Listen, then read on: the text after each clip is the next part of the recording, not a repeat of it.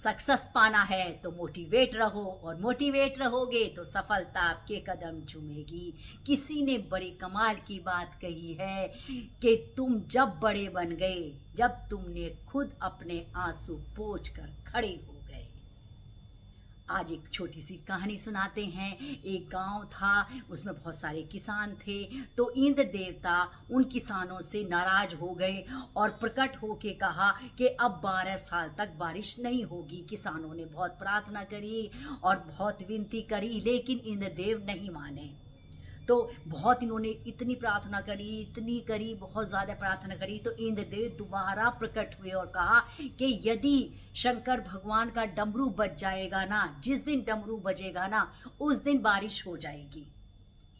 और फिर इसके बाद में इंद्रदेव शिव जी के पास में चले गए और कहा कि तुम्हें 12 साल तक डमरू नहीं बजाना है, क्योंकि मैं किसानों से बहुत नाराज हूँ, इसलिए आप नहीं डमरू बजाएंगे। शिव जी ने कहा ठीक है, मैं आपके लिए नहीं बजाऊंगा डमरू।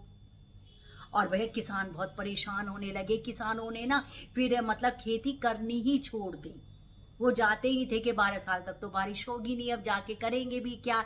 लेकिन एक किसान डेली जाता खेतों में, खेतों को जोतता, बीज बोता, बुआई करता, डेली वो अपना काम किया करता था।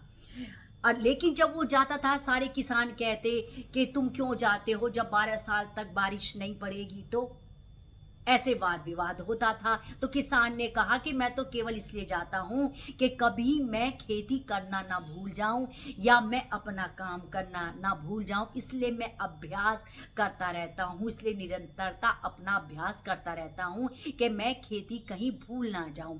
और ये वाद विवाद डेली होता था। इस वाद विवाद को पार्वती माता ने सुना और आकर कहा शंकर भगवान से कि देखो, इस तरीके से वो किसान डेली जाता है कि मैं भूल ना जाऊं, कि कभी तुमने भी तो प्रण लिया है कि मैं 12 साल तक डमरू नहीं बजाऊंगा, क्या पता है तुम डमरू बजाना ही भूल जाओ।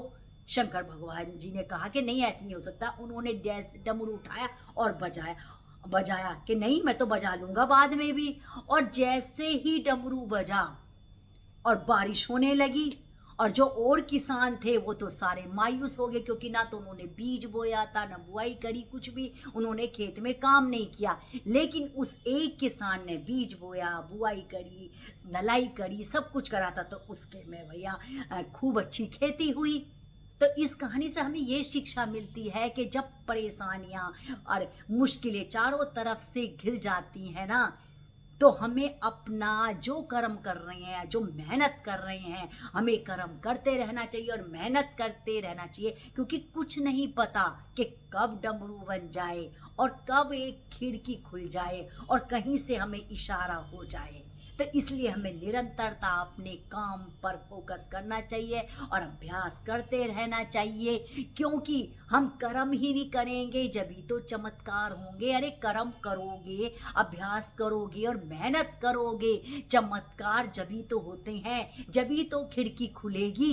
इस कहानी से हमें ये शिक्षा मिलती है। इसी तरह से मैं आपको प्यारे प्यारे टॉपिक लाती रहूंगी, और मेरे चैनल को लाइक करें, सब्सक्राइब करें और शेयर करें। और एक चैनल मेरा और है एएस त्यागी के नाम से, वो व्लॉगिंग चैनल है। यदि आपको पसंद आए तो उसको भी सब्सक्राइब करें, लाइक करें और शेयर करें। राधे राधे, जय श्री कृष्ण।